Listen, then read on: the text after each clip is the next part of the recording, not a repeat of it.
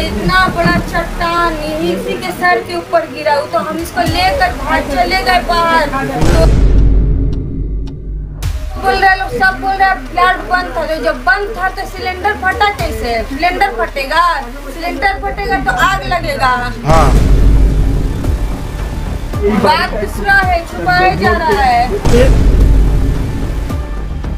आज जान चला जाता मेरा बच्चा का, कोई ला कर देता, नहीं देता लाकर जान। तो देखा आपने कैसे कुछ ही मिनटों में एक गरीब परिवार का पूरा घर बिखर गया। मिट्टी का नहीं था वो घर, पर हालात ऐसे बने कि दीवारें तक उड़ गईं। जी हाँ दोस्तों, ये दर्दनाक हादसा हुआ है टीटागढ़ के वार्ड नंबर 4 में। एक 4 मंजिला इमारत में जोरदार धमाका हुआ। धमाका इतना भयंकर था कि पास के एक मकान की छत पूरी तरह से तबाह हो गई। खुशकिस्मती से उस परिवार के सभी लोग बाल बाल बच गए। लेकिन सवाल ये उठता है, आखिर ये धमाका हुआ क्यों? जैसे ही हमने तहकीकात शुरू की, एक चौंकाने वाली बात सामने आई। ये वही फ्लैट है जिस पर धमाका हुआ, जो फ्लैट नंबर 4 के तृणमूल कांग्रेस के पार्षद अरमान मंडल का बताया जा रहा है, और वो भी अवैध कब्जे वाला फ्लैट। बताया जा रहा है कि फ्लैट की दीवार सिर्फ 10 इंच मोटी थी और धमाके में वो दीवार मानो कागज की तरह उड़ गई। अब सवाल उठता है, क्या वहां सिर्फ एक ही बम फटा था या कुछ और भी छुपा है इस पूरी कहानी में? पुलिस ने इस मामले का संज्ञान लिया और पार्षद अरमान मंडल उर्फ ई मोहम्मद रियाजुद्दीन ना अरशद खान और मोहम्मद शाहरुख को हिरासत में ले लिया गया। आपको जानकर हैरानी होगी कि यही अरमान मंडल, जिन्हें लोग स्थानीय विधायक राज चक्रवर्ती के करीबी मानते हैं, उन पर पहले से E32 से ज्यादा मामले दर्ज हैं।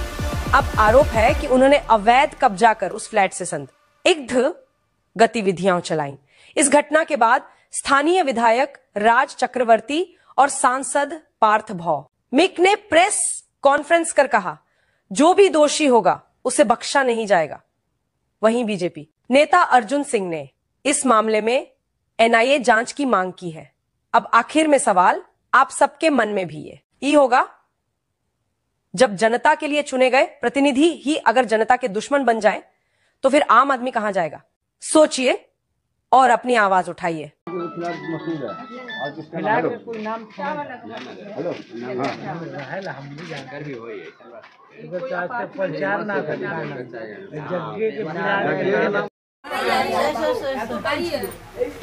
देखिए मेरा बच्चा बचा है, बच्चा बच गया, वही शुए चिल्ले इतना बड़ा चट्टान इसी के सर के ऊपर गिरा, तो हम इसको लेकर भाग चले गए बाहर। तो भी थोड़ा सा मोबाइल पे लगा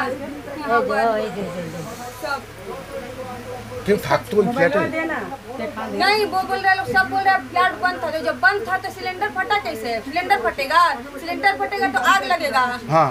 आग लगेगा, सिलेंडर फटेगा तो अपना क्या बोले?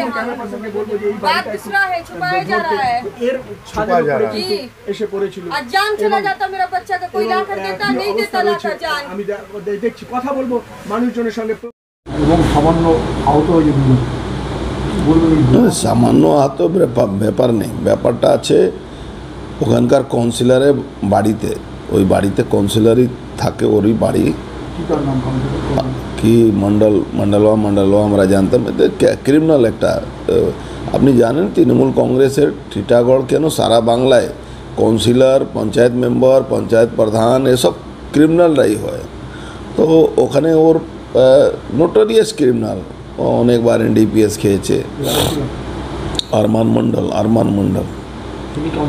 কাউন্সিলর, ওখানে অনেকবার NDPSও খেয়েছে ও।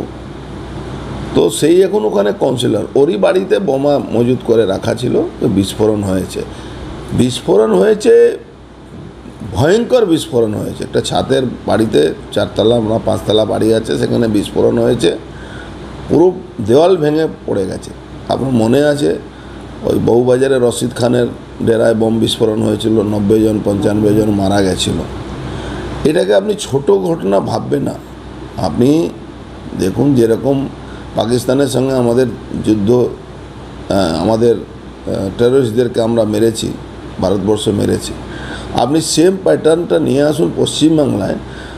ওই টিটাগড়ে ওই বাড়ি থেকে ক্যান্টনমেন্ট এরিয়া কত দূর, যেখানে আর্মি, যেখানে এয়ারফোর্সের এরিয়া আছে, এখানে আর্মি ইন্টেলিজেন্সের দরকার আছে এই ইনভেস্টিগেশনে। কেন এটা আর্মি ক্যান্টনমেন্ট এরিয়ার উপরে থ্রেট আমি মনে করি। কেন আনসারুল বাংলা যেভাবে পশ্চিমবাংলার উপরে চারোদিকে ছড়িয়ে গেছে, হাজার হাজার স্লিপার সেল ঢুকে গেছে, এই ছেলেটা, এই কাউন্সিলরটা এ স্লিপার সেলের কাজ করছে না, এটা একটা বড় তদন্তের ব্যাপার আছে। আর্মি ইন্টেলিজেন্স এই ব্লাস্টটাকে তদন্ত করা উচিত।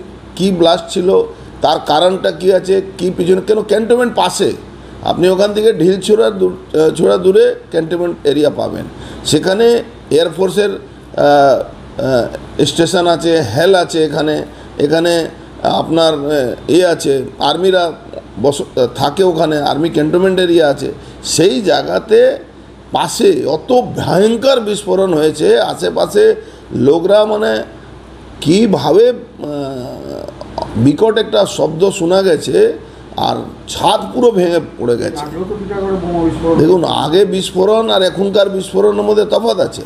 এই ছাদের উপরে জীবনে আমরা শুনিনি কি ছাদের উপরে, চারতলা ছাদের উপরে বিস্ফোরণ হয়েছে, আমরা জীবনে শুনিনি। আমরা তো এলাকার বহুদিন ধরে বসবাস করি, কিন্তু এই টিটাগড়ে যে কাউন্সিলরগুলো আছে তারা যেভাবে মানে পাশে ক্যান্টনমেন্ট এরিয়া থাকার জন্যে আমি মনে করছি কি এটা আর্মি ইন্টেলিজেন্স ইনভলভ হওয়া দরকার আছে, এখানে এয়ারফোর্সের ইন্টেলিজেন্স ইনভলভ হওয়া দরকার আছে, এখানে এনআইএ ইনভলভ হওয়া দরকার আছে। কেন এই অপরাধীটা, এই ক্রিমিনালটা, এর অনেক রকম যোগাযোগ বাংলাদেশের সঙ্গে আছে। কাউন্সিলর যে আরমান মণ্ডল আছে, এর আনসারুল বাংলার স্লিপার সেল নেই, এর একটা তদন্ত হওয়া দরকার, সন্দেহের তালিকাতে রাখা উচিত। আনসারুল বাংলার স্লিপার সেল তো চারদিকে ছড়িয়ে পড়েছে, আর তাদের মেন টার্গেট কি হবে? তাদের মেন টার্গেট হবে army area, army base, air force base. তো এই পাশেই এই ধরনের বিকট বিস্ফোরণ হচ্ছে, সেখান থেকে থানা মাত্র ঢিলছোড়া দূরে, সেখানে কোনো তাদের উপরে নজরদারি নেই। কেন আপনি জানেন এখানকার যে চেয়ারম্যান, এখানকার যে এমপি আছে, এখানকার এমপি ওই গুন্ডারাজ শেষ করার দায়িত্ব নিয়েছিল। পুলিশ এখানকার গুন্ডারাজ শেষ করার দায়িত্ব নিয়ে আজকে পুলিশেরকে সামনে রেখে এখানে গুন্ডারা বাড়াবাড়ান্তি করছে। বাট এটা গুন্ডা শুধু এলিমেন্টটাকে দেখা, ওই অ্যাঙ্গেল শুধু দেখা দরকার নেই, এটাকে আমাদের এয়ারবেস, আমাদের আর্মি বেস, আমাদের এখানে সব থেকে বড় জিনিস, এখানে হেলের কারখানা আছে, সেই জায়গাতে এত বড় বিস্ফোরণ থানার পাশে, যেভাবে বাংলাদেশের আনসারুল বাংলার স্লিপার সেল পুরো আইএসআই মদতে পুরো ঢুকে পড়েছে পশ্চিমবাংলা, সেটা একটা বড় তদন্ত হওয়া দরকার। সিআইডি ভিআইডিও তো এদের কি আছে, এরা সব মমতা ব্যানার্জি পোপেট আছে। এরা বম স্কোয়াড এসে কি করবে, আর না বম স্কোয়াড এসে কি করবে। আপনি দেখেছিলেন যখন আমাদের প্রিয়াঙ্কু পান্ডের উপরে অ্যাটাক হয়েছিল, সিআইডি বম স্কোয়াড এসে কিছু বের করেছিল? এনআইএ যখন এলো, সিআইডি ইনকোয়ারি করার পরে, এনআইএ আসার পরে কতগুলো ফায়ার গুলি ওখান থেকে বের করেছিল। তো এদের পশ্চিমবাংলা সিআইডি মমতা ব্যানার্জি পোপেট আছে এরা। না, এই টার্মের প্রথম সভাপতি আমি, এর আগেও জেলার সভাপতি ছিলাম। তারপরে মন্ত্রী হওয়ার পরে তাপস রায় আমার জায়গায় স্থলাভিষিক্ত। এই জেলায় দীর্ঘদিন কাজ করার অভিজ্ঞতা আছে। আর আমাদের এই জেলার সুবিধা হচ্ছে, আমাদের এই জেলায় যারা বিধায়ক আছেন, মন্ত্রী আছেন, তারা অনেক বেশি রাজনৈতিক ব্যক্তিত্ব। স্বাভাবিকভাবে এখানে কাজ করার সুবিধা অনেক বেশি, অসুবিধা অনেক কম। ফার্স্ট প্রায়োরিটি গতবারে 13টা আসন ধরে রাখা আর ভাটপাড়া আসন জেতা। 13টা আসন ধরে রাখা এবং ভাটপাড়া পুনরুদ্ধার করা। বিধানসভা কি এবার জয় নিশ্চিত মনে করছেন? আমি একবারও কখনো নিশ্চিত কথাটা ব্যবহার করিনি, কারণ নিশ্চিত করে মানুষ, আমরা নির্ভরশীল মানুষের উপর। আমরা ভাটপাড়ার মানুষের কাছে আবেদন করছি যে একবার অন্তত ভাটপাড়া মমতা ব্যানার্জির উন্নয়নের পরখ করার জন্য মমতা ব্যানার্জির দলের কাউকে নির্বাচিত করা হচ্ছে।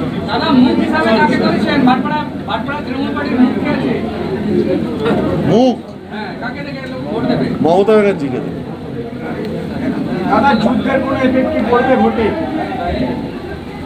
যুদ্ধের যারা জওয়ান তাদের শ্রদ্ধা জানাতে তো মমতা ব্যানার্জি প্রথম রাস্তায় নামতে বলেছে, আমরা নেমেওছি, এবং আমরা 17-18 তারিখ সারা বাংলা জুড়ে বীর জওয়ানদের শহীদদের শ্রদ্ধা জ্ঞাপন করেছি। আমরা সবাই গলা মিলিয়ে শির উঁচিয়ে বলেছি, শির ফরোসি কা তামান্না হ্যায় মেরে দিল মে আজ, বুকে আমার জেগেছে আজ হৃদয় দানে দানে। অতএব মমতা ব্যানার্জিকে দেশপ্রেমকে শেখাবে।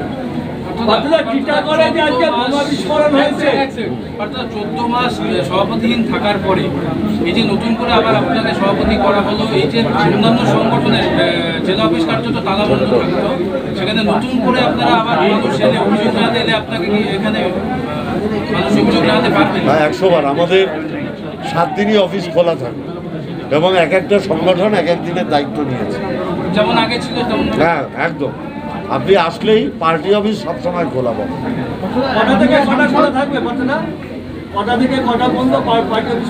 একদম সকাল 12টা থেকে সন্ধ্যে 7টা অবধি। টিটাগড়ে আজকে একটা বিস্ফোরণ হয়েছে, সেই ঘটনা এখনো পর্যন্ত কাউন্সিলরকে জিজ্ঞাসাবাদ করছে পুলিশ। আরমান মণ্ডল যে অপরাধ করবে সে যেই হোক, পুলিশ প্রশাসনিক ব্যবস্থা নেবে, নিশ্চিত থাকতে পারবে। মমতা ব্যানার্জির আমলে কোনো ক্রাইমকে আমরা সমর্থন করছি না, করব না। প্রাক্তন সাংসদ এনআইএ চেয়েছে, কি বলবেন? যে যা ইচ্ছা চাক, তার সব কথার উত্তর দিতে হবে, এর তো কোনো যৌক্তিকতা নেই। কারণ আমার মনে হয় গরম পড়লে তাদের মাথায় একটা উদ্ভট রোগ দেখা দেয়। আমি এটুকু জানি, পুলিশ প্রশাসন যথোপযুক্ত ব্যবস্থা নেবে। প্রাক্তন সাংসদ স্ত্রী তো না? না, হ্যাঁ হ্যাঁ, না ওই যে কি কার নাম বললো একটা, কি কে বলেছে এনআইএ নাকি, উন্মাদ ছাড়া এইসব কথা কে বলে?